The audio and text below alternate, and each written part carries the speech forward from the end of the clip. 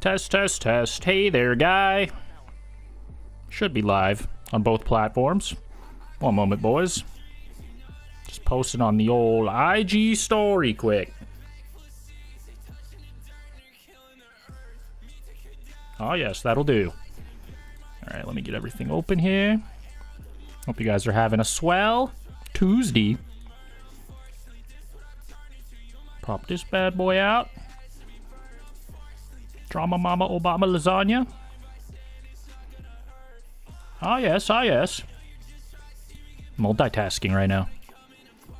I see my boomerang going round and round. All right, we live on Twitch and YouTube, boys. I can confirm. Excellent. What up? I'm Custom PC Games. How goes? Lonniedos. All's well. Can't complain. Posted a new vlog today on the Lonnie channel. Check that out if you guys have some downtime. Is this working? I'm gonna refresh. I think I had to do that last time. All right, Twitch. I see your games. All right, let me go. I'm still multitasking, sorry. God damn it. I'm scatterbrained, boys. That's okay. Let me put this bad boy into this bad boy. And then pin it.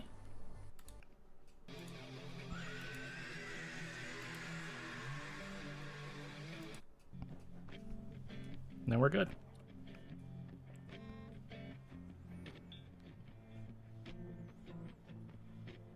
And then do this. HTTP, yo mama. /me. Okay, I think I spelled that right. No time to double check. We gotta have faith in ourselves.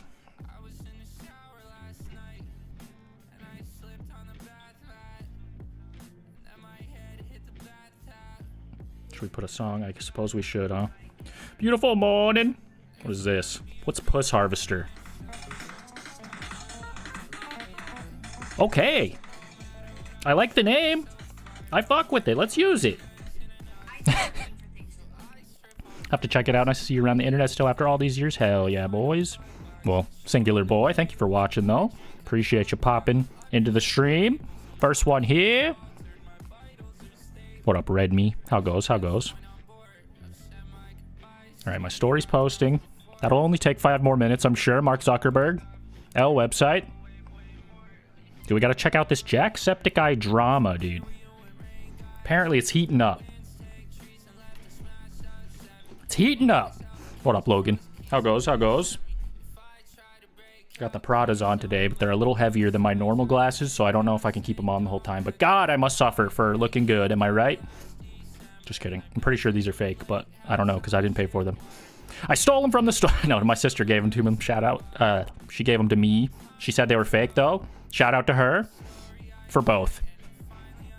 What up, Fritzo? What up, Skylar?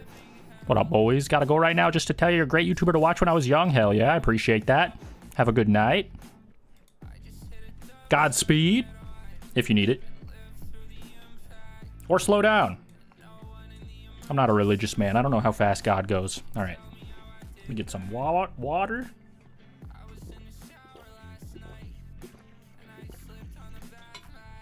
Oh, yes, I remember the mobile games. Oh, yes, when I was just a lad, a young Florida jit, using the phone for other things other than Instagram stories. I mean, I still play a game here and there. I've been opening Pokemon cards again. Why do you force your voice to sound quirky? It's because I will mumble if I talk like myself. I don't know. It's called being entertaining. I don't know what to say when people say that, though. Sorry for trying, man. Just kidding. Not that sorry. It's not about being quirky. It's about not being boring. You gotta go up and down. It's more entertaining. That's what they say. Who's they? I don't know. I've never taken any, like, voice lessons or comedy lessons. Maybe I should. Maybe I should. It's second nature, though. It's hardly forced. Anyways. Requiem, or however you spell it. Like horror games? Oh, yeah. Freaking... I've never played a Resident Evil game, but it does look fun. And scary. Maybe someday. Entertaining jit. That's the goal, man. That's the goal. If that's my crime, throw me away. Because I'm guilty. All right, let's see what this drama's about, boys. Hey there, guy. How's it going there, snarkers? I'm sure most of you guys freaking know about Jacksepticeye, he's the green gamer. The Irish gamer, top of the morning to ya. I'm sure you've heard some of his viral comments about MrBeast and how he said, you know, MrBeast ruined YouTube. He was kind of snarking MrBeast years before the term was even coined.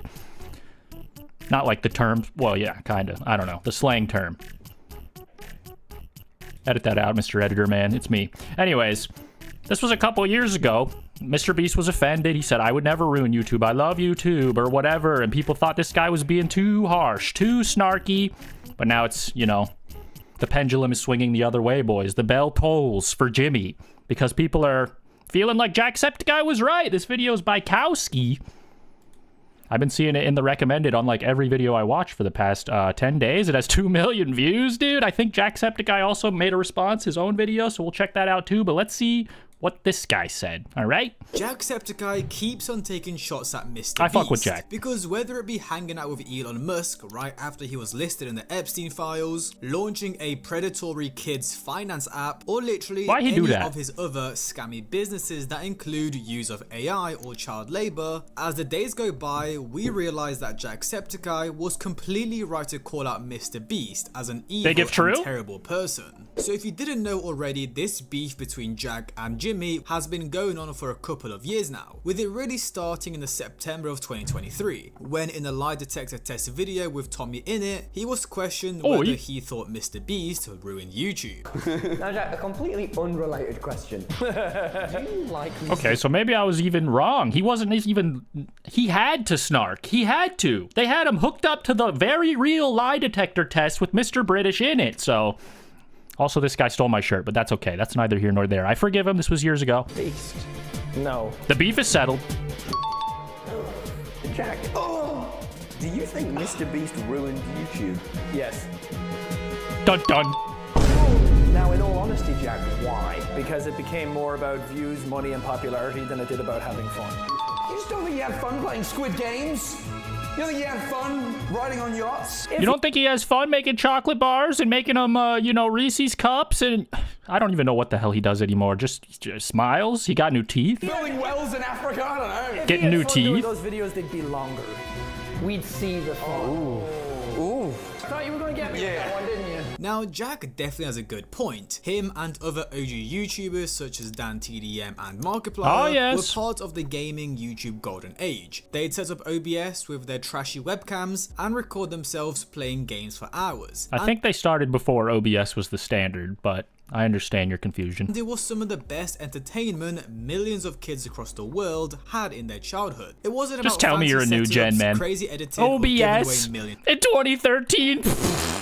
We were using Elgato game capture, maybe Fraps if you've heard of it, young man. Of dollars. Literally, dudes, you don't get hair this gray by not going green at a young age and then basically just, you know, we're old. I'm trying to say we're old. What up, Mr. Mabs? John Mabs in the chat. Shouts out to the GOAT. Hope you've been well, dog. What up, Next Animated? I thought Tommy Bittish was annoying from his first vids. I mean, I just find his voice annoying, but never really watched him. Crazy editing or giving away millions of dollars. Literally dudes playing games in front of their computers. Then MrBeast came into the scene and ruined doing it. These ridiculous and MrBeast Gaming challenges, basically making people suffer for money and views. And you can tell Jimmy took this one to heart, as his response was pretty long and heated. So I'm surprised he even has a heart at this point, but let's freaking see what Jimmy actually said back in the day before he was into One Piece, as you can tell by the profile picture. So I ruined YouTube because I didn't buy a mansion and sports cars and instead reinvested my money into making content focused on buying mansions and sports cars and then giving them away to normal people who can't afford the tax rates. Yes, that's what he's saying, dumbass. Yes. Glad we agree. If he had fun in the videos, would be longer. What does that even mean? You should be making 3-hour videos or you hate your job. Did he stutter? I'm doubling down for Jack. I mean, I don't necessarily... Well... I was going to say I don't hate MrBeast necessarily, which I don't. And maybe it's because deep down, I'm hoping for that collab someday. Jimmy, hit my line. Anyways, Jacksepticeye will not be in the next Celebrity Steve-O games. This clip is insanely disrespectful IMO. Listen, man, you're like a business. Quit crying. Applied on Twitter, so I ruined YouTube because... Oh yeah, sorry. Sometimes I forget I just read something. Jack was right. Gulp. And MrBeast is making YouTube way too unauthentic and corporate. YouTube started as people being... It was always going to go there, man. But he is the one that took it to, you know, new heights. And if you can't deal with that fact... Too fucking bad? To record their own creations onto a platform, but now it's TV level entertainment with millions of dollars being invested into it. And to most classic Jimmy Teeth, dude. Remember those days? People, it was like the complete opposite of what they wanted. If people wanted to watch Hollywood production, they'd go to the cinema or to Netflix, not YouTube. And if you think that was bad, well, recently he's gotten himself into more controversies. During this year's Super Bowl, he was actually part of an ad that used AI. But it won't be easy. Good news, you'll have Slackbot, the powerful new AI from Salesforce to help you decipher the puzzle. More specifically, Slackbot, which is pretty much like an AI assistant that is probably going to get more people. Microsoft Clippy? I saw fucking Apple's making one of those too. They're making one for Finder, a little like cartoon version of the Finder guy. It's basically just this guy reskinned. We're just doing this again. Time is a flat circle. This is AI. This is the big shit everyone's been hyping up. What up, Tokyo Demon Police? Joey! Clippy! Fuck this guy, dude. Fuck this Clippy guy. Laid off from their jobs. And Jimmy would then also get a lot of backlash for promoting and supporting Elon Musk, even after he was named in the Epstein files. I even just saw on Twitter he was promoting Elon Musk's Neuralink, which is exactly what you think it is. Which is a computer chip surgically implanted into the brain, enabling people like Nolan here to reconnect to the world. So you were paralyzed from the neck down? Yeah, and for about 8 years, I was trying to find some purpose in my life. And then you got Neuralink, and what has that changed? Anything anyone can do on a computer, I can do. And he literally does it by using only his brain. That is so scary. I mean, obviously it's awesome for that guy, maybe, the way that they presented it to me in this 30-second clip, but yeah, it's very scary as a concept either way. Freaking Elon, please stay out of my brain and off my website and out of my cars. I hate that guy. I trapped falling off YouTubers at the edge of a cliff to see who will truly fall off. Dude, that would actually be awesome. Sign me up, Jimmy! Let's not forget MrBeast is part of that vile Lunchables ripoff. True, dude. And I tried it. It sucked. Brain implant technology designed to link the human mind directly to computers. The device enables users to move a cursor or even control robotic limbs. We'll give him a little bit of credit since I've been hating. Jimmy does do some good stuff that people don't talk about, like building wells or whatever, and not using the bad kind of child labor for chocolate or whatever. Obviously, I'm paraphrasing. I don't fucking know his exact ethics, but he does do some good for the world. We can acknowledge guys and still snark. Using only their thoughts. Now on paper, I guess this sounds pretty good. It allows disabled people to regain movement and communication. But if you're asking me, this is a bit too far. Because this is an AirPods or an iPhone update. This is your brain. And when you promote something like that, especially to an audience full of teenagers who what happens if you get malware in your Chrome dome? Idolize Elon Musk like he's Iron Man, you're normalizing the idea that plugging your mind into a corporation's hardware is just the next cool thing. Honestly, this makes me feel hella uncomfortable, because at the end of the day, you're giving a private company access to signals coming directly from your brain. Once they put a chip in your brain, get them somehow. what would stop them from rewriting your memory, implanting false memory, mind control you, or just press a button to fry your brain? Yeah, this could go very wrong. Hey Patrick, you forgot to pay your taxes last year? We're shutting off your ability to speak. Have fun. I mean, what if this Neuralink... Well, they probably wouldn't shut it off. They would just ask you to pay a small monthly subscription to keep it going how you used to enjoy it. Gets hacked. Ain't nothing free, like, dude. That would be genuinely including insane. thinking. And we're not done yet, as around the same time, MrBeast would announce he has acquired Step, hey, it's New Teeth Jimmy, focused financial app valued at $900 million in a deal reportedly worth over $1 billion. With him putting out a tweet saying, "I'm so excited to share that we are acquiring the financial services app Step." Nobody for teens? You forgot to say it was for teens. I didn't even know teens had money to you know, use an app for. What the fuck does the app do? Told me about investing, building credit, or managing money when I was growing up. That's exactly why we're joining forces with Step. I want to give millions of young people the financial foundation I never had, lots to share soon. Now on paper, this actually sounds pretty decent. Jimmy is putting out an app to help teens build their financial future, increase their credit score, help save money, and invest. But when you actually take a look at the app's features, it seems more like MrBeast acquired a bank that targets children because they're easy prey and you can give them credit cards and loans at 30% APR. Now, someone on Twitter would quote tweet this saying, if you said this guy was evil like 2 years ago, people would try to drone strike your house. Well, Jack did try about 2 years ago. Oh, and he's not even, he's aware. He's aware that he did say that. Okay.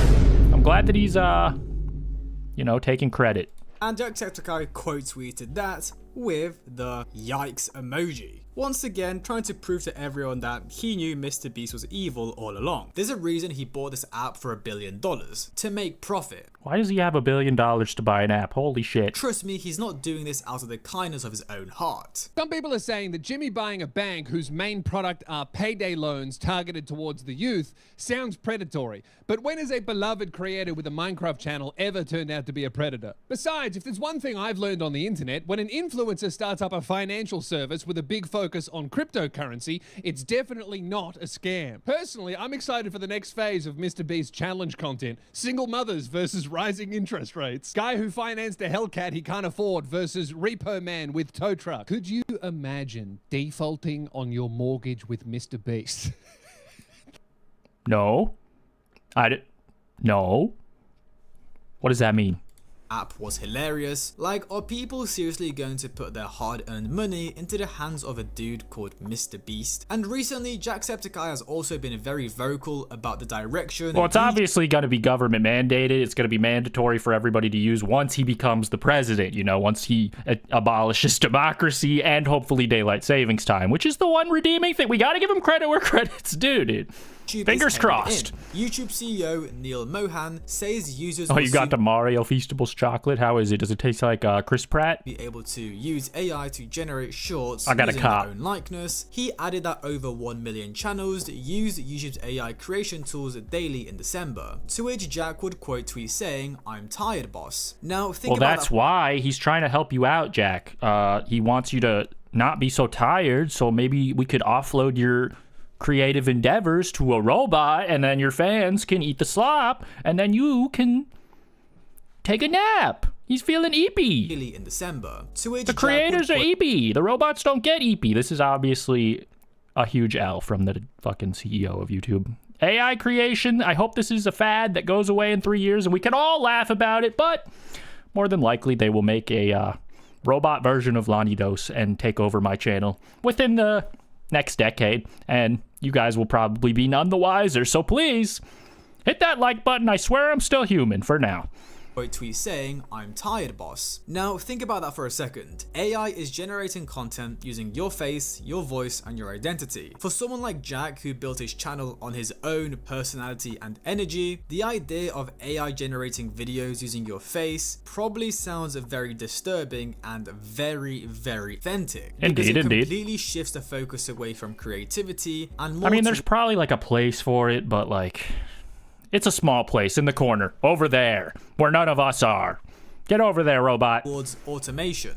Instead of asking, what cool video can I make today? It becomes more about how many videos can I produce this week? How much money can I make? How efficiently can I scale? And how can I optimize? Because for MrBeast, that's the kind of environment he thrives in. He wants the best packaging, retention, thumbnails, pacing, editing, whatever. Robots, so when YouTube garbage, moves further into the AI teeth. tools and automation side of the company, it naturally What if you found out he had 32 neural links in each tooth? Dude, he's fucking with crazy power that we could not even comprehend, but that's because he's a bajillionaire. People like MrBeast, oh well, not the authentic creators such as Jacksepticeye. And this isn't the first time Jack has spoken up about AI specifically. When MrBeast launched ViewStats, it included an AI thumbnail feature that could generate... Oh yeah, everybody shitted on him for this, and AI thumbnails are so bad. I feel like they can't necessarily... Or should I say, I feel like they can't realistically even help your channel because they just look so bad. Maybe if you use little AI pieces, that could be good, but they just look like shit, man. You could immediately tell. Some people talk about getting tricked by AI. I feel like it's pretty fucking obvious when something is used mostly by AI, but maybe I'm just a genius or coping. Best part is, this new method works in every... Either way, he said he was not going to do the AI thumbnail thing anymore, but that was probably just pandering to the backlash. Whether you do gaming, cooking, beauty, this works for all of them. I do all that. From creating custom results from any channel to literally being able to put your face on a thumbnail. Gross. It literally feels like cheating. This is the home of the is. AI tool where you can type in any channel on all of YouTube and it'll use it as inspiration for the thumbnail it's generating. So for example, let's say you're MrBeast. You would just type in MrBeast here. Now it's gonna look at all my recent videos and get inspiration from them. And for the prompt, I'm gonna type in stranded on a volcano. And there you go, we now have a thumbnail with me dangling on the side of a volcano. And he's not even mad that he stole it from his own self? Didn't you pay someone to make that thumbnail? Probably like 30 grand, and then you just gave it to fucking Johnny Beast for free? This is perfect for inspiration, and if you do a couple iterations with the system, this is how you can literally generate your thumbnails going forward. And as usual, Jack called this out. What the actual F, and he used my logo in the promotion for it too. I hate what this platform is turning into, FAI. The tool was marketed as a way to help smaller creators level up their packaging, basically letting you plug in a channel and generate thumbnails inspired by what they've already put out. But not only was this stealing people's work, but it's taken jobs away from real thumbnail designers. There are entire communities of freelance designers whose full-time income comes from making thumbnails for creators, only for them now to be replaced by a tool MrBeast made, which definitely breaks some form of copyright law. Now, Jimmy would actually apologize for this and remove the feature. He posted a statement saying he missed the mark, that the AI thumbnail tool would be pulled from view stats, and that it wouldn't be available going forward. How's it going, guys? A week ago, I launched an AI thumbnail tool to help small I wasn't thinking clearly, dude. I was getting my new teeth installed, and I was tripping off the nitrous, okay? Make better thumbnails. Just kidding. And I thought people were going to be pretty excited about it, but I definitely missed the mark. If you open Bro, I've been seeing tons of like cringe drama stuff about how Jim Carrey's a clone or whatever. It's too normie for me. I haven't even looked into it. However, I'm starting to think there might be a similar idea about this Jimmy guy. Do we know that he was not cloned and that these teeth were on purpose? Twitter, you know what I'm talking about. And so I read all your guys' feedback, and I've been thinking a lot about it. And so we just enacted some changes that I think you guys will find positive. And so going forward, there is no AI thumbnail tool. Anyone from now on that signs up. I mean, it's good that he took it away, but honestly, it's like once the genie's out of the bottle, somebody's going to make the exact same thing, right? I don't really know how we can resist AI. I feel like we're all just fucked. For ViewStats Pro, there will not be the AI thumbnail tool. It just doesn't exist. Us the woke, of course. And on top of that, I wanted to go one step further to really show artists out there that I care. If you go on viewstats.com under our more tools section, can you blur the background more so I don't see Jimmy's eyes staring into my fucking soul? Hire thumbnail artists. And if you click that, it'll take you to a page of artist portfolios where you can commission a real thumbnail. Shut up, man. Holy shit. Can Jacksepticeye fucking bring this guy down a peg? He thinks I give a shit right now. Ultimately framed, made a lot of people start questioning what Jimmy really cares about. Instead of just saying, yeah, this was a bad idea, I shouldn't have done that, it quickly became into this wholesome redemption arc about supporting thumbnail designers. You can really see how badly MrBeast wants to keep up this good guy image. Instead of just apologizing and taking the hit, he turned it into this wholesome, let's help thumbnail designers find a job, whilst also trying to sound like this super... His eyes don't change when he smiles, dude. It's actually true. Moral guy. Are they supposed to? Loads of money on thumbnail designers. It's kind of scary now that you pointed it out. This guy gets shaped into a brand positive movement. I mean, even his apologies feel optimized. And it isn't the first time Jack has publicly criticized MrBeast. Back in 2024, when Jimmy, Logan Paul, and KSI teamed up to drop Lunchly, Jack and fellow OG Minecraft YouTuber Dan TDM called them out for trying to make a quick buck on impressionable kids. What happened to YouTubers, man? I can't not say anything anymore. This is selling stuff for the sake of making money. Simple. How does this benefit their fans? This is selling crap to kids who don't know better than to trust the people who are selling it to them. Also crap that was already readily available. It's like no innovation, just a reskin. Very improper. Who grew up with YouTube as a creative space where you could express yourself, and now they're watching the biggest names on the platform pivot into full-scale consumer brand aimed at their own fan bases. And this is around the time a lot of fans or viewers started connecting the dots. It wasn't specifically about Lunchly, it was the pattern. We had energy drinks, burgers, chocolate bars, kid snacks, finance apps, AI drippy chibra tools, everything. And people started to get the feeling that YouTubers weren't showing off this cool stuff they managed to make. Instead, it was more like, how much revenue can we extract from this audience? Because if MrBeast only had Lunchly, it would be like, cool, he's got his own little side business. It's crazy to see YouTubers being able to launch their own food products. But when he's launching a new product every month, you start seeing it for what it really is. And Lunchly was a turning point for everyone. It was the first time mainstream audiences started saying out loud that YouTube didn't feel the same anymore, and that the line between creators— Now let's play cop or criminal, guys. What the fuck is this screenshot, dude? Why is MrBeast trying so hard to seem with the people for the people? Well, I mean, I feel like you make more money that way, just having like a positive public image. So kind of out of necessity would be my guess, but I'm not sure. Pixel Blitz, what up, dog? Welcome. Had completely blurred, because back in the earlier days, creators made money from ads and sponsorships once in a while, but now every YouTuber's videos feels like a massive funnel. Because let's be honest, anyone above the age of 11— can't even tell the difference between his commercials, his videos, and like his highly produced Amazon show. It's all so beautiful. Not eating this crap. I mean, let's look into MrBeast's other businesses. Feastables, apparently a healthier alternative to Hershey's because it had 1 gram less of sugar. It's a chocolate bar, you fucking idiot. Who gives a shit? January of 2022, if you went into their FAQ, their frequently— I'm not talking to Kowski when I say that either. Just like, you know, if you're actually worried about the calories, I know what you shouldn't eat. Ask questions section. How do you think Jimmy lost his teeth? Displayed that they were child labor free and slave labor free. As a matter of fact, in April of 2023, they doubled down and they added to their list of main menu— slave free, good. options, this option that said we're slave free, and if you clicked it, it had an entire dedicated insane that page talking about how they were free of slave labor and child labor.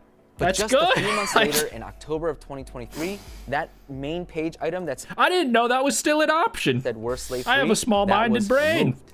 In addition, in the frequently asked questions section, that stuff about being child labor free and slave labor— oh, they're not slave free anymore. free, that stuff also disappeared.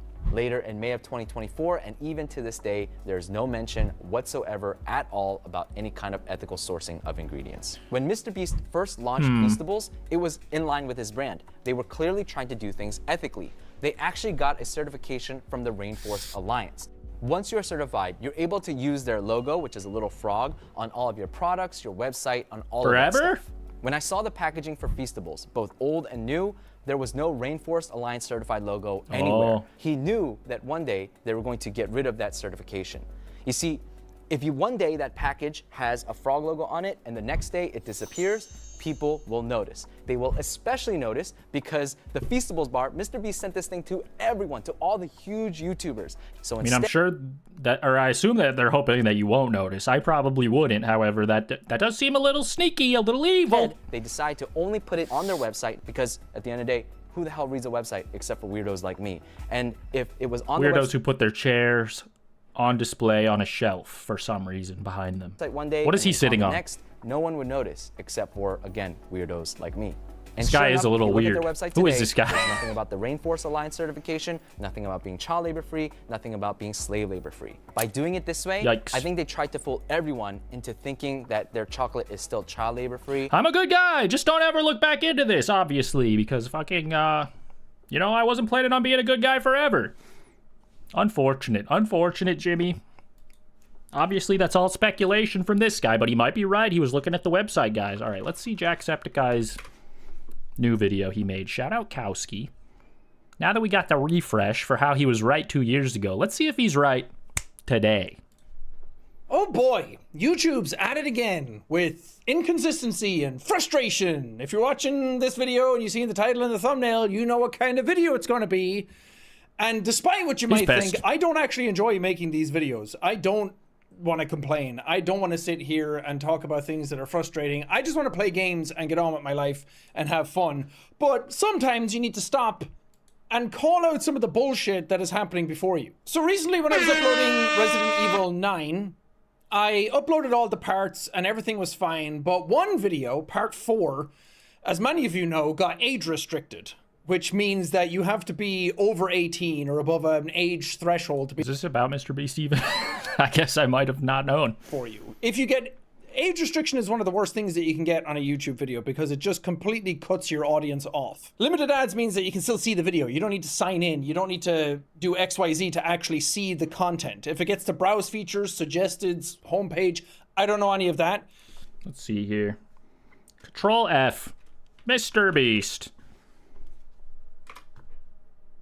He ain't in here. Fuck. Is this all about age restrictions? Profanity used in the title or thumbnail or of music or stand-up comedy content. Now, I do swear in my content. It's not something I'm going to change. I tried doing it before where I was like, maybe I shouldn't swear in my content anymore because it'll perform better. It felt weird to do that. I'm someone who just swears. I'm a sinner too. I can't help it. In my day-to-day language already. But I didn't swear any more than any of the other videos. Parts 1, 2, 3, and 5 all had swearing in them as well. And it seemed to be fine. I don't know why this cropped up. And if anything, there's some other videos where I swear way more. Not only that, bro, I've been getting fucking incorrect ratings because YouTube does not let you choose thumbnails for the shorts, and it'll just pick one for you if you upload on the computer, which is fine. But sometimes it picks a bad frame where the caption says a swear word, and then I didn't account for that because I didn't pick the thumbnail, and then it's like, you rated this incorrectly, actually. So now we're going to put you into second-class citizen sorting. We'll put you in that category. It's like, what? This is bullshit. It's a YouTube short. You pick the thumbnail, asshole. It's a big video. It's like 2 hours and change, maybe. And the amount of swearing per minute in that video, I don't think is that bad. But what got worse for me is that I tried to get it appealed. I put it in. I talked to my rep about it. And I'm lucky enough that I do have a rep at YouTube that I can talk to put it forward, to try and get a bit more detail on it. Sometimes things happen, like I show a game where there might be a hanging body in it. And I think they usually age restrict for that as well now. All right, shout out, Jack. This is not about the same topic. I'm going back. Weirdos like me. And this guy wasn't that weird. I was kidding. All right. Anything else? Prisoner versus prisoner. This guy's tied up. How do you feel about that? 100K? No way. I see tweets all the time about how you're the most watched Twitch streamer, like watch time every month. You're like crushing it. And you know what? You know how much I get paid for that? 17 cents. It's a big day for me. I'll donate. I'll donate, Jimmy. I'm not going to donate $100,000. I'm going to be honest. That's a lot of money. You're putting people on the spot. Put me this guy's rich. on the spot too, man. And now I'm broke.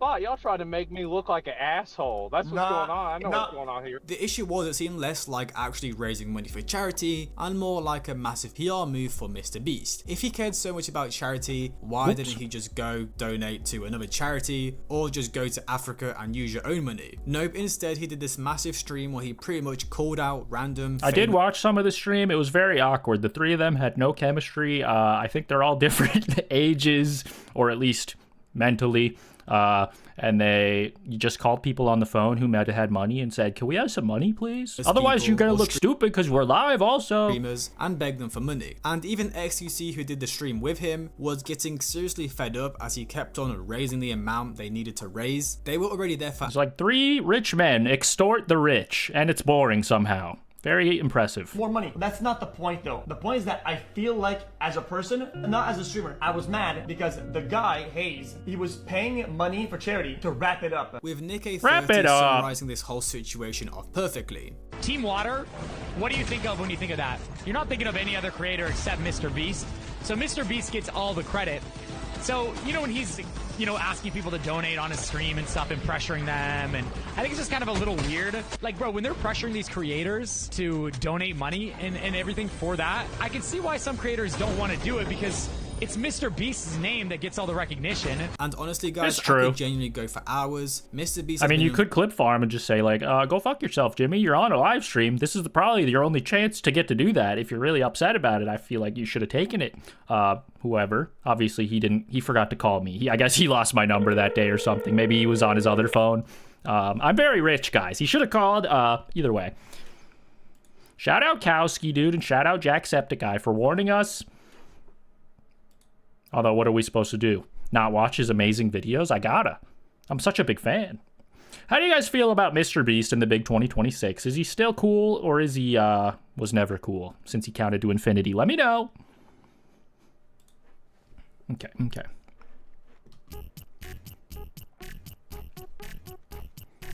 Yeah, they should really let you do shorts thumbnails, I agree. What the hell are they thinking? What the hell are they thinking? And I was looking up how to do it today. There's no way to do it. People were just making videos about put your custom thumbnail as a screenshot in the video. It's like, bro, I wasn't doing this in 2007 before they actually made custom thumbnails a feature, and I'm not doing it now. Come on. The videos are already rendered out, asshole. This doesn't help my problem.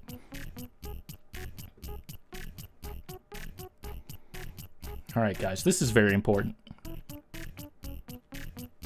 This right here is my swag. Hey there, guy. How's it going there, basement dwellers? I'm sure you guys are all familiar with Funko Pops and also FNAFo Pops, dude. Do you know why you haven't seen any in a while? Well, I do.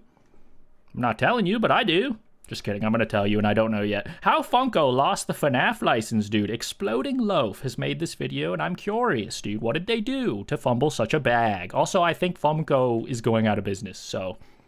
Yes! Yes! Let's go! Those things are so ugly, man. Funko. With their dead little beady little eyes and their stupid chibi little heads and their dumbass Big Bang Theory pop culture bullshit. Open the door, now! How did we get in this situation? Chances are, over the years, you've seen these things in nearly every store you go into. FNAF merch is everywhere, and especially in 2016, the one company that was most known for making said merch was Funko. If you saw a Freddy plush, it was from Funko. If you saw a Bonnie plush, it was from Funko. If you saw whatever this monstrosity was, then you were absolutely certain it was from Funko. I mean, who wouldn't want to have seen that in my life. Such iconic characters like Blacklight Bonnie, Circus Foxy, and Liberty Chica. MrBeast banned me from his Discord, retweeted my tweet, and then followed and unfollowed me.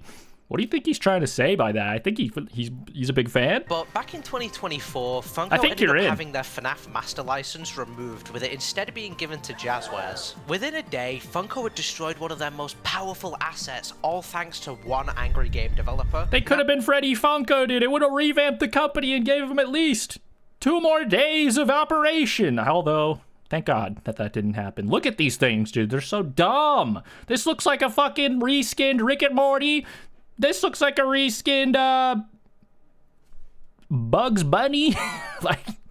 Now, while Funko still makes the occasional merch, it's nowhere near the capacity that it used to be. So what happened? How did this company that once dominated the FNAF merch space fall so far to the point of losing the one license they worked so hard to keep? Well, anyone who could fucking stand those things has 40 of them and probably doesn't have enough room for more, so like they stop buying them and then you go out of business, easy. Let's find out by looking at the company it's like a that fad. lost the FNAF license.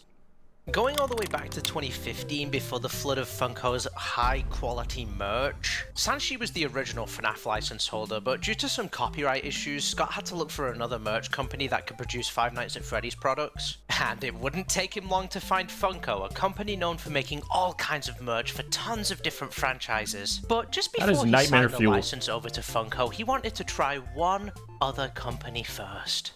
Oh god, somebody rewind, please! Eventually, Funko had the FNAF Master License, which allowed them to do any kind of merch they wanted with approval Shiny first. Freddy? This act begun the takeover of Funko in the FNAF merch scene, with them launching their first plush series in March of 2016. And things didn't exactly go to plan, as some fans began accusing Funko of stealing or copying Sanshi's FNAF plush designs, which were made just a year prior. And this had happened before Funko's plushes had even released. But Funko did what every good company does in the face of problems. They completely ignored the backlash that was received for supposedly copying Sanshi and waited for it all to blow over. Now, Funko continued to produce more merchandise, expanding to different products like action figures and these things that you see in every store that are always filling up people's shelves. Those are the only ones I knew, but I didn't know they made other stuff. I guess that does make sense, but I guess it wasn't enough to save them, thank God. Thank God we didn't have to go down the road where we got a Funko Pop movie and a Funko Pop cereal. Fuck them, let them die. They were in their prime, and they made sure they were going to use the FNAF license till it had nothing else to offer. But just as Funko was finally starting to get their hands into the franchise, they made some interesting decisions and things would begin to slowly start falling apart. Yes! You see, in 2015, FNAF would begin to change, with the last major release being Sister Location before Scott took a 2-year break to make FNAF Pizzeria Simulator. Now, to the normal person, this is understandable, especially after Scott Can't believe they took a break to continue. made 6 of these games in just over a year.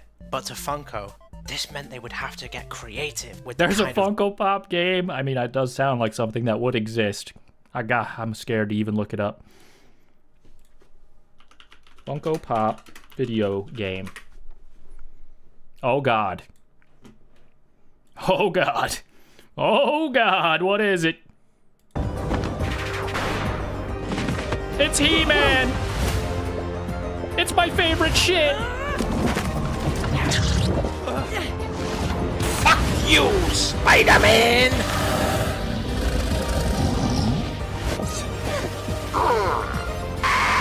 Oh God. I thought you lost the license. Why is this in the trailer then? What the helly?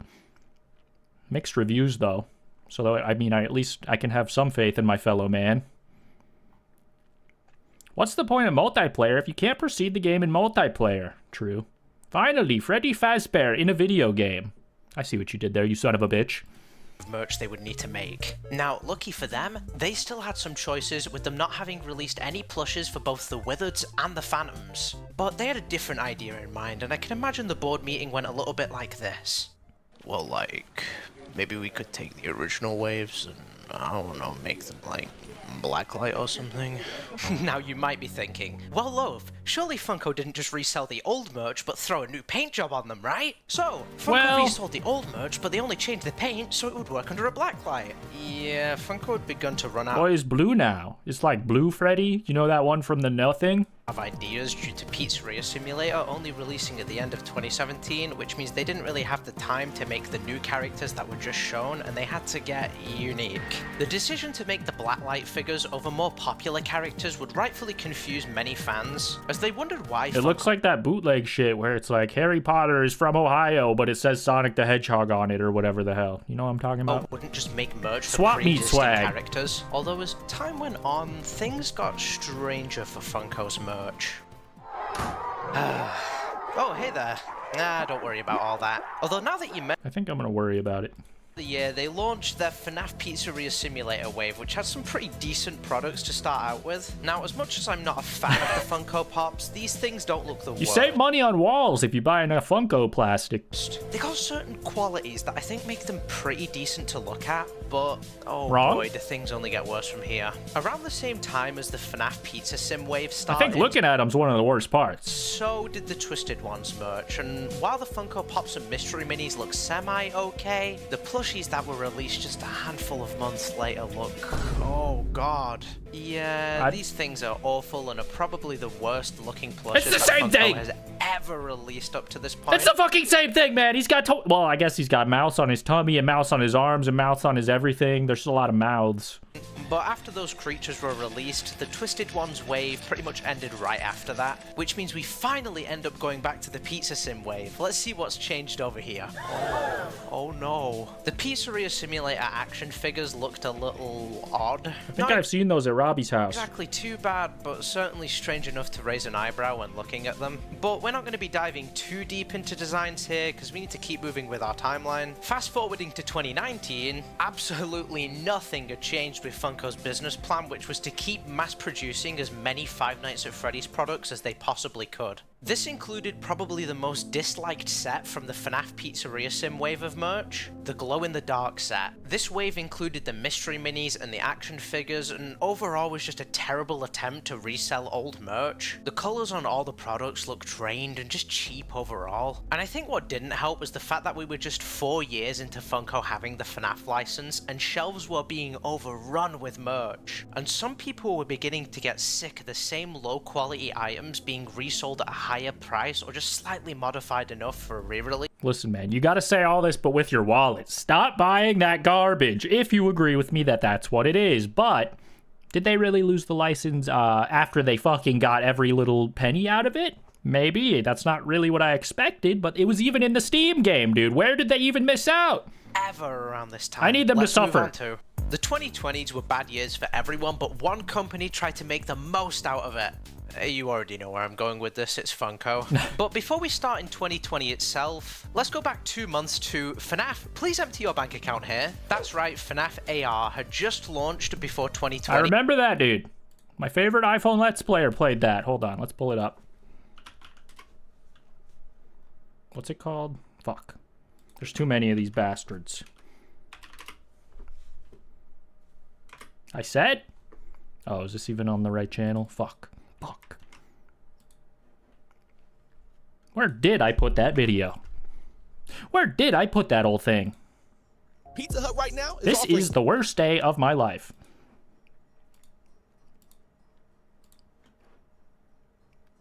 Lonnie Shorts and Lonnie today, for sure. Scott Cawthorn was right when he said that. This is Five Nights at Freddy's, I think. 2%, 5%, whole milk, whole Five Nights at Freddy's. Oh no, not this, the worst one out of all of them. What do you mean? I've never played it before. Is it bad? What's so bad about it? Just because it's AR and that technology like came and went already and people lied and said it was going to be the new thing? God, I hope AI is the same. God, I hope AI is the same. It's like one letter off, man. Let it die. What's going on here? Huh? We're thrilled. I'm as confused as me. I said no! I said no, I don't know why, but I did. What's I going don't on? want to agree to Freddy. 999 years of excitement. The eternal package. So they really tried to nickel and dime me in this one, eh? What? See how my chair's on the floor? I'm normal. Timing is everything. Oh, yeah. Where is he? I don't see him. This game sucks. Too scary. Do you guys see him? No. I hear him. Oh, there he is. That wasn't scary at all. You look like Okay, give him $5, quick. I don't. That looks like shit. With tons of skins No wonder I don't for remember already it. existing characters. No wonder I couldn't put it on the main. That Funko was ready to turn every last one of them into a piece of merch. And it What didn't up, take Gillian? long for that to start happening. In what is considered Funko's worst years, they would begin constantly producing products based on different skins from FNAF AR for the next 2 years, which only But stopped where did it all go wrong? when FNAF AR stopped receiving updates halfway through 2023. But let's talk about some of the worst merch that came out from Funko around this time, which I believe began to sour relations between Scott and Funko. But just before we get to that, I have one more thing to cover. You see, just as 2020 We're gonna get to that. itself was either just making up new characters entirely or reselling the old ones with a new cheap paint job, every waves that they released around this time, you will see how poor it is. What makes it even worse is that nearly all of the action figures just kept reusing the same molds for characters, which Like Rick ended up making Sanchez. some look strange due to head shapes or body shapes not matching. It didn't take long after all this for Funko to realize that they had ran their course. Around July of 2024, Funko lost the FNAF master license, with it Did they give it back? Like, it sounds like they ran out of uses for being it. given to Jazzwares. Now, Funko continued to release odd pieces of merch here and there for FNAF, like Not the Ginger Foxy. Funko Pops, but they were no longer allowed to sell their old action figures or mystery minis. To be honest, it is sad to see how far they fell when they once had an iron grip on the FNAF merch industry. But now that Jazzwares has the license, I hope in the future we finally start to see some high quality merch come out for this franchise. I can't say that I feel the same. Shout out to Exploding Loaf, dude. This was an interesting video on an esoteric topic. Do you guys own any Funko Pops? Be honest, which is the one character that you had to have in your goddamn shelf? I don't have any myself, but if I was going to get one, I would think I would get a Five Nights Freddy. No. I'd probably get a Code Lyoko one, or maybe like SpongeBob and Patrick. Guys, we're finna treat the IP better. Let's hope so, guys. Let's hope so. Either way, thank you guys for watching this reaction. I love you. Okay, like the video, subscribe. Bye-bye.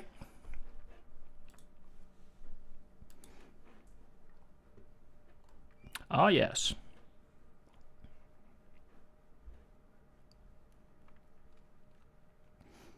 Watch the new Mario trailer. I got you. Let us see how epic it is.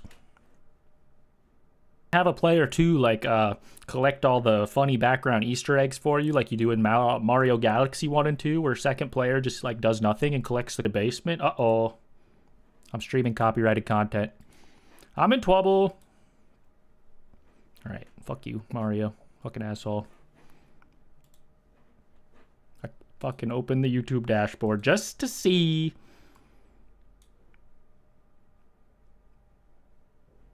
Listen, calm down, calm down. False alarm, false alarm.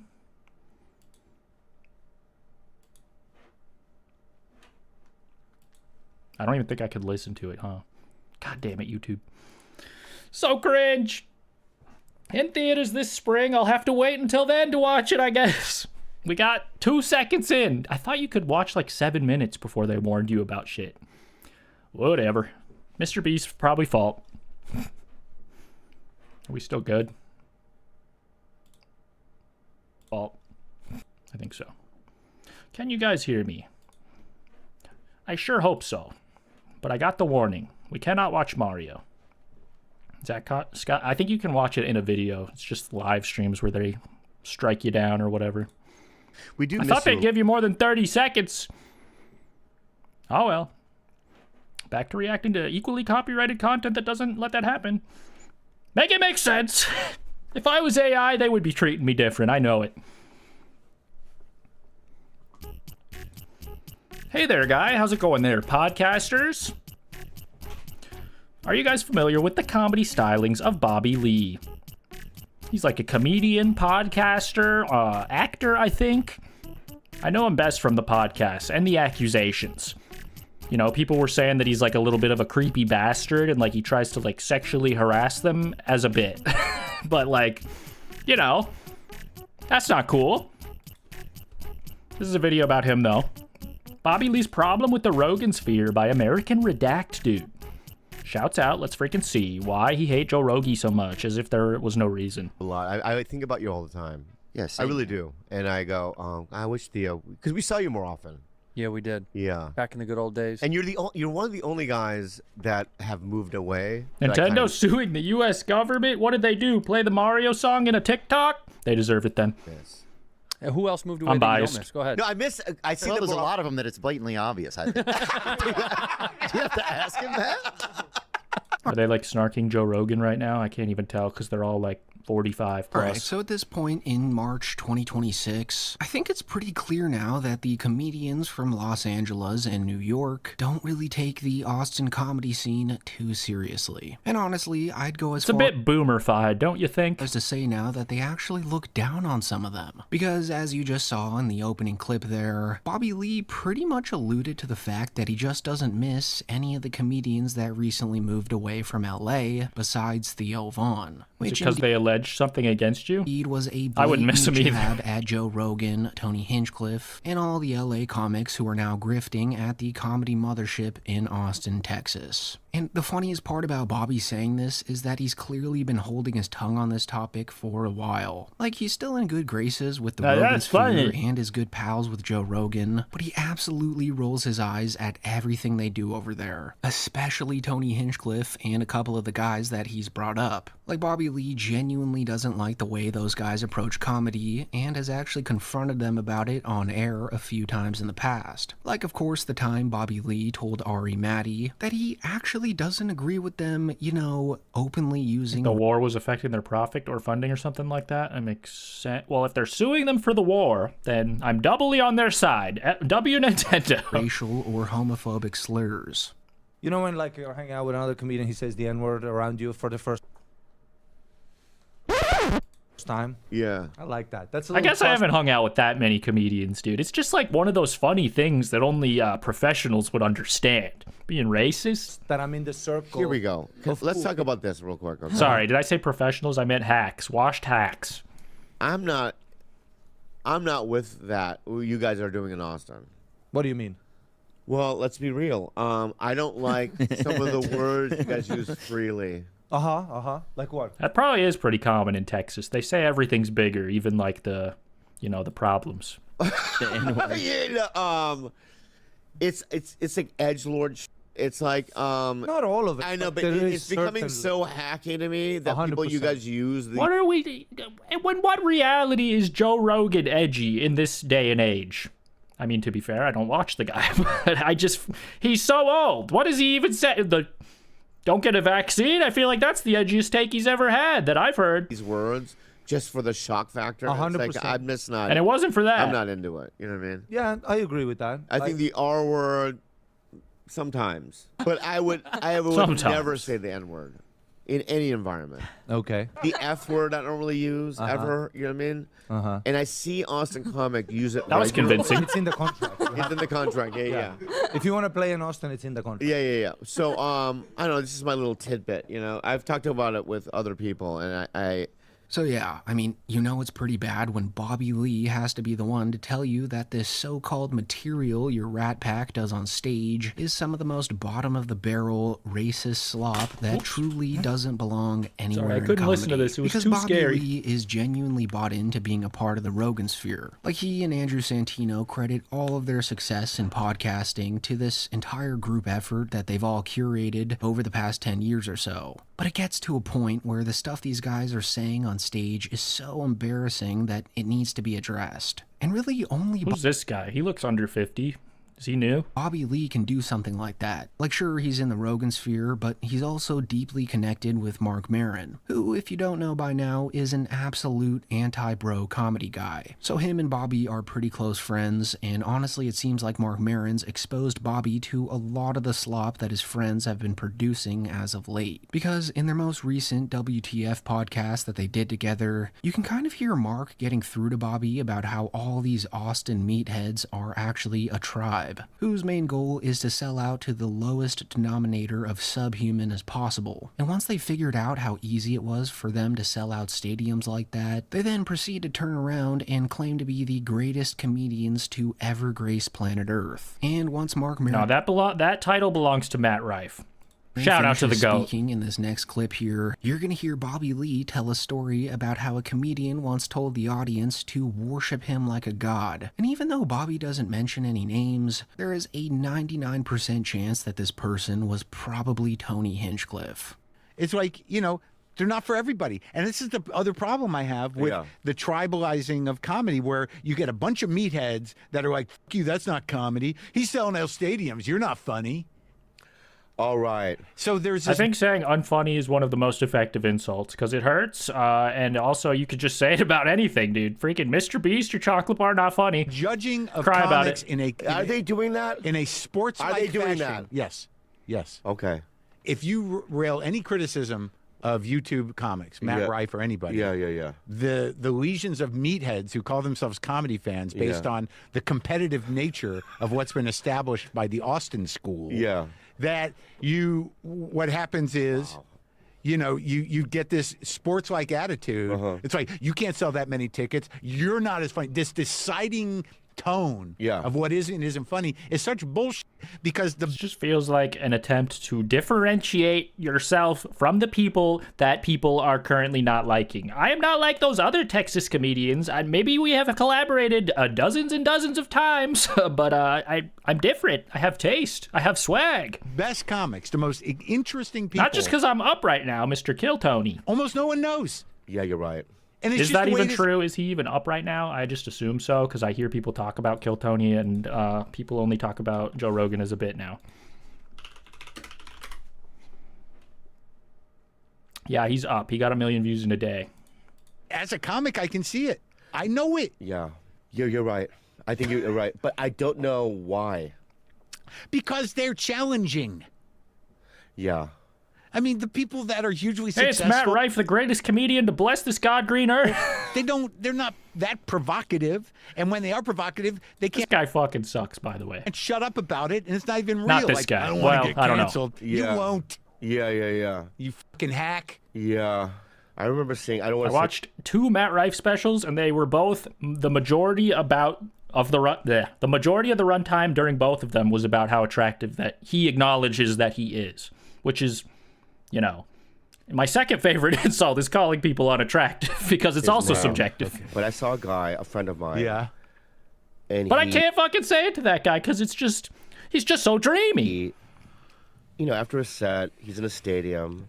Yeah. And he tells everyone to pull out a lighter or a fucking, camera frame, sure. right? And So now Bobby's talking shit about Tony? Is that, or like, what's going on here? Now, like, he's kind of like on stage, like, who are we snarking? Picture? Yeah. Like a photo. Yeah. Right, and everyone's standing, almost worshiping him. Yeah. Right? Behind him. Yeah. Put me on the cross, and man. I vomited on my phone. I'm I Tony. literally had a reaction to it. Wow. I'm like, what are you fucking doing? Yeah. That's insane. So, without a doubt, the anonymous comedian who has his crowds worship him like Jesus is most definitely Tony Hinchcliffe. I mean, there's dozens of photos available of him online doing this very thing. And to Bobby's point, it's extremely corny. Like, Tony actually thinks he's the greatest comedian of all time, but Bobby... I feel like it's also sort of a facet of the show because they, like, kind of judge the people who come up to do their whatever open mic 1 minute, 2 minutes. And then they say, you were good here, you were horrible here, and it kind of does give you a bit of a God complex, or maybe you just want to portray that, but it seems unlikely. Sees right through that. I could see how it would go to your head. Bobby Lee was actually already an established regular at the Comedy Store in Los Angeles when Tony Hinchcliffe was like 13 years old back in the late 90s. So when Tony started working as a door guy at the Comedy Store in 2007, Bobby was already 10 years into this huge comedy and acting career. So for the entire 2010s, Bobby saw Tony try really hard to become this A-list acting comedian, but he was never able to get that big break, which according to Lee is the only reason Tony moved to Austin. Like in this next clip here from 2020, you're gonna see Bobby telling Santino that Hinchcliffe actually ended up moving to Austin because he could never nail down a big TV role. In fact, Bobby says that goes for all the other guys too. He went with Tony Hinchcliffe. Tony Hinchcliffe. Yeah, but... Yeah, those guys moved down there for the Rogan train. I know. Choo-choo! So many people. I know. I don't even know. Go? Tim Dillon's moving down there. I know you want to go. To Austin? Yeah. Look, I don't. We just got our houses, man. Yeah, we just got our houses. I mean, at the you end can't of afford several? Come on. We just got our houses. Yeah. What are you, not funny? What are you, ugly? Here's my other thing. If you, sounds crazy, and I'm going to say this, and I mean this. Yeah. Everyone's like, you don't need to stay in LA. You don't need to be in LA. Okay, fine. I get it. I don't need to be in LA to do Bro, how does Five Night Freddy lose the Funko license, but still Bobby and Andrew Santino have Funko Pops? This is crazy. Make it make sense, dude. You do. Kind of. You do. You do. Because those guys... They say that, but they don't. But also those guys, right? Guys like Tony and those guys, they don't have, like, dream... You and I... They don't have dreams. No, they don't have dreams. But they don't... They don't work in Hollywood. But they don't want to, like, get on a movie or TV or act. Right. They're not actors. And that's why...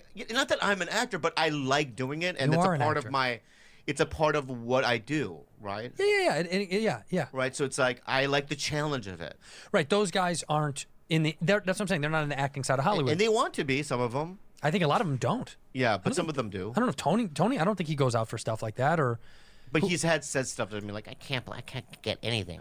So according to Bobby, Tony's actually talked to him about giving up on Hollywood because he couldn't nail down any roles, which is pretty funny because that's exactly what Luis J. Gomez said about him. So this has just gotta be true. I mean, the guy just couldn't swim with the big fish in LA, so he packed his bags up and moved to the smaller pond, where he is indeed now killing it. I mean, there's just no denying that Kill Tony's a huge hit down there. But it's the fact that he's so high and mighty about that towards every comic that he interacts with these days that really rubs Bobby the wrong way, which he's actually talked about on Bad Friends with Mark Maron last August.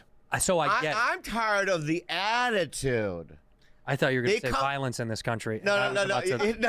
Shit. I'm tired. They come up back to L.A. One guy, I want to name his name, and go, oh, you seem like you're thriving. And he goes, I'm killing it. Killing it, yeah. You know what I mean? And I'm like, whoa, dude. Whoa, dude. Just because it's true doesn't mean you got to tell me, man. Because I'm not. You couldn't survive here. Yeah. Mm-hmm. This is a different... It's an animal. It does sound pretty douchey to say it that way.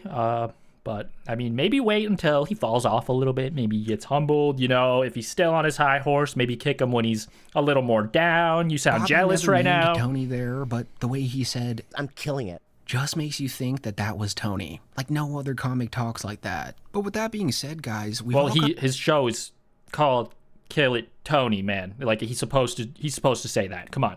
But with all these clips of them assumably sneak dissing the Austin comedy scene, I couldn't imagine how much Bobby's actually trashing them off camera, you know? I mean, he just jumps at the opportunity to trash comics on Tiger Belly, with even the most random guests. That's his like, podcast. There's this one clip from a year ago where Bobby mentions going to an unnamed comedy club, reading the list of comedians set to perform there that night, and thinking to himself that they were complete hacks that only are on that list because they're in a community, which can kind of be in reference to any comedy club, but it sounds awfully similar to what Joe Rogan's got going on in Austin.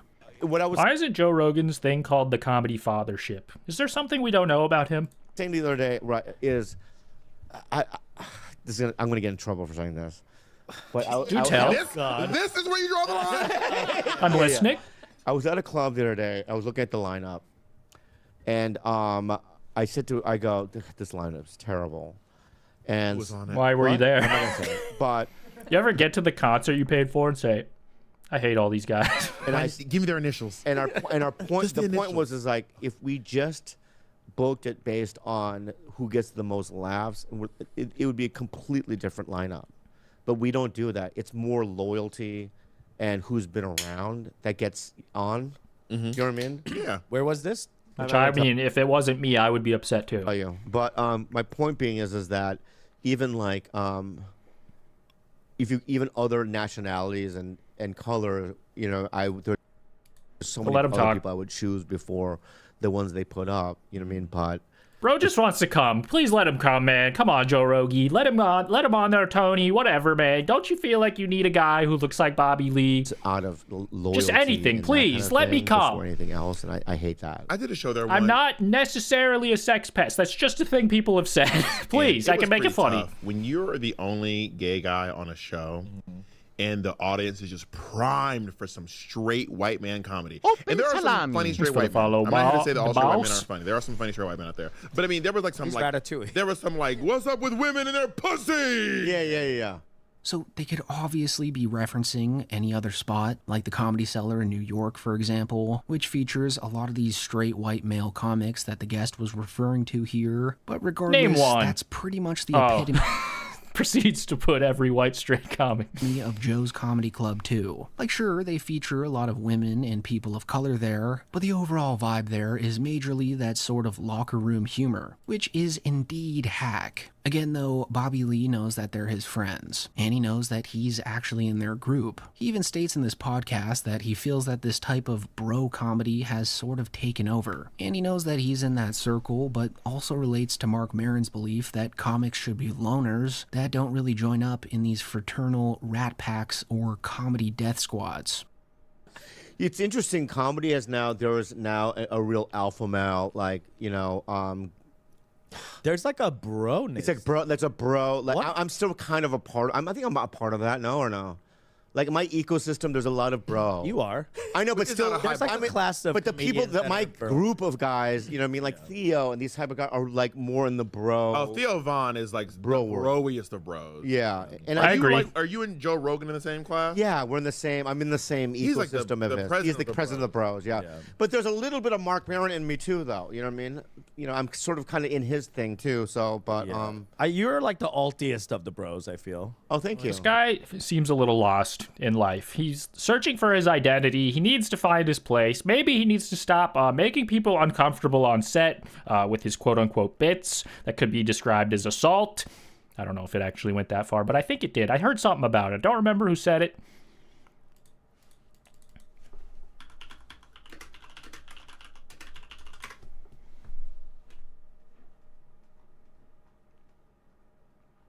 Well, clearly there's no shortage of Bobby Lee cringe clips. Able to name names when he calls them out. So when a guest just crashes out and starts calling them out by name, Bobby really enjoys it. Like for instance, when Jay Moore went on Tiger Belly and said that Joe Rogan's just not funny at all, and that it's really strange that Joe's seen as this arbiter of comedy. Millions of dollars. If you watch a Joe Rogan special, you will not smile for an hour. If you ever need that, just put that on, sit back, enjoy stoicism, because there will not be a chuckle. And Rogan being the comedy end all be all. He is the comedy mascot for some reason, but he cannot do it himself. Wow. Which is interesting. Yeah. That he's the arbiter of funny. But can I just... Now that's funny. Yeah. Considering all the times Joe Rogan has made us all laugh. I understand. Can't remember. And so maybe that cheeseburger clip, but it's not even that funny. Bobby probably thinks Rogan's not too great at stand-up, but by all means, Bobby and Joe Rogan are way better pals than him and Hinchcliffe. Especially since Joe Rogan stood up for Bobby Lee. Because Joe Rogan has been on Spotify, you know, hidden from the public eye in his Spotify castle. So, like, he's not on top of the world anymore, and clearly Bobby Lee hates anyone who's winning. He was threatened by Brendan Schaub and Brian Callen over FaceTime. Like, Joe really didn't like that, and some people even think that he pushed Brendan further away because of it. I might have to fly to LA and hold his hand and drag him on a flight. I think he just needs a real invitation. He knows I love him. I cry because there's been a lot of drama lately, and one of the things that happened was somehow or another my name got entered into this thing, and I don't want to get into it in too much detail, but I'm like, okay, I must call Bobby, and I called him. I said, must. I don't know what kind of. I'm just hearing about this nonsense now, but what are you on about, sir? I love you. I would. So funny what you're doing right now because obviously I love him. Well, you called him my daddy. Like, oh, I am president. Like, you don't like him. You love him. I love Rogan, but I'm intimidated by him. Every time he comes through the store, do you get nervous? You laughed and cackled when that guy said he was not funny because you know it's true. Well, it was 3 weeks ago. His wife was funny there. looking, maybe. Yeah, she's cool. And she noticed the shoes I was wearing, which I really liked. And then Rogan pulled me aside, and he goes, "How come you get so scared around me?" It's a legitimate question. And I go, "I'm not scared." I go, "Because what you white people don't fucking understand." So it's pretty funny that Bobby Lee is intimidated around Rogan, because Bobby Lee is just leagues above Joe when it comes to comedy, and he really runs laps around the guy when it comes to audience approval ratings. I mean, a lot of people think that he's really the only reason that Bad Friends is so successful, because when you compare the views that Santino gets on his solo podcast compared to Bobby's solo podcast, Bob just blows Santino out of the water. So Santino's not really the draw here, but Bobby, after all, is a pretty timid guy that doesn't really understand how much pull he has. But anyways, Bobby Lee eventually worked up the courage to go on JRE, and they actually had a great episode together. There was one part of the show, though, that got pretty interesting, because Joe Rogan ended up confronting Bobby Lee about trash-talking Austin. Okay. This could be interesting. The rest of this, kind of boring at this point. It seems like this guy's trying to play both sides, man. He's hating, but also he's like, I still want to be friends with my famous friends because I need them, bro. I mean, of course, Joe Rogan would have scored the jackpot if Bobby Lee... Everyone's asking me to come. You should come. I know you were talking shit about moving to Austin, but listen. No, I didn't. Yeah, you did. I watched the video. Owned. No, I didn't. Owned, a liar. You did. You did. What like, I I'm said? not fucking moving to Austin. I don't leave my neighborhood. I don't go to Compton. I stay right here. Could I say something? What? You know what, man? No, you know. You know what, man? You know what, man? What? Listen, you have to understand what you guys did. What did we do? You guys the Mr. Beastification of comedy and Texas, dude. My two favorite hobbies. Half you ruined of the talent out. Yeah. So I was just butthurt. We brought another bunch in too. Like Shane Gillis lives here. I know he does. We're doing great. I know you guys are killing it. We're having. I went to the club last night. I've been informed. Kill it, Tony. Say. I know, but you're more than Paulie's thinking about it. Paulie's here a lot. I know. And Paul was just here the other day. Thinking about it. Theo's thinking about it. This guy's getting mogged. Yeah. They're all just worried that like people go, oh, you moved there to suck on Rogan's nuts. Oh, I would never suck your nuts. I don't ask. I think you would do it. If you did, it would be a problem. Yeah. I'd be like, why are you doing this? I think he would do it. Would you hurt me? No. They're flirting right now. So after seeing all these clips, you can come to the conclusion that Bobby Lee has mixed feelings about the Austin comedy scene. Like he knows he hates it, but he's being a fake bitch. All right, shout out American Redact. This was an interesting video about some not interesting men. Who is your favorite comedian, guys? Is it Matt Rife or is it one of these old heads? Let me know in the comments. Thank you for watching. Like, comment, subscribe. Bye-bye. Love you. Bye-bye. Excellent. All right, these glasses are pinching my brain. Oh, God. I'm done suffering. And I'm going to put on my comfy glasses now that we're done. Excellent. Thank you for bearing with me during that wardrobe change, guys. Bobby Lee.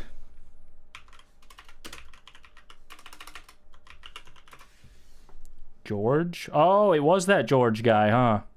That's where I heard it from. I guess we should watch this just for,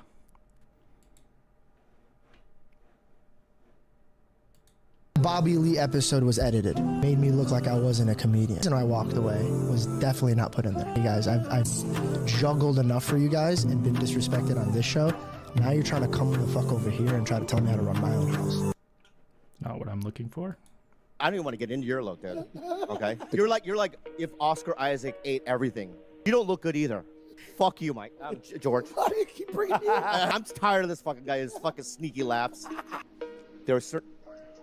He is clocked out. Yeah, I know. George has been under a tremendous amount of abuse. No, stop, George. I want you over here with me. George, I want you over here with me.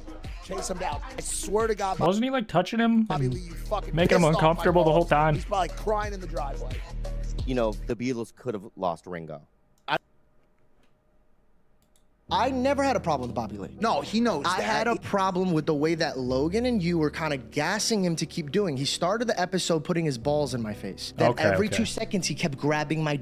Oh, sorry, you guys can't see what I'm seeing. How would you feel if a man that has his back completely towards you talks to your face and you can't smack or beat the living brakes off of this guy? Because Logan makes me apologize to this man, or I don't have a job on Impulsive anymore. I don't think I understood. Is that why he quit? I hope you can understand that. Group chat. After the episode, do you remember when you called me? And I said, Mike, this is all that happens. And you said, it's our fault for not telling you this, but me and Logan are really the ones who should be talking to the guest. You are really there for a boys only episode. So while I get harassed, my other co-host is trying to fire me and you're trying to leverage me to be quiet. And then on my birthday, you guys shot 3 episodes so I couldn't show up. I think by the time we got there was so much confusion and disarray in the podcast that there was no coming back. Yeah, man. Cop some more, please, Mr. Michael. All right, so I guess that's the clip I was thinking of. I'm glad we remembered. Open salami. Thanks for the follow, dog. I see you in both chats. Appreciate you, agent. Hope you're doing well, dog. All right, boys, that might be it for me today. I think that's going to do it. A little short and sweet stream. I'll probably stream again tomorrow, perhaps, maybe, potentially. Check out my new vlog on youtube.com/Lonnie. Yeah, have a good night, boys. Peace out.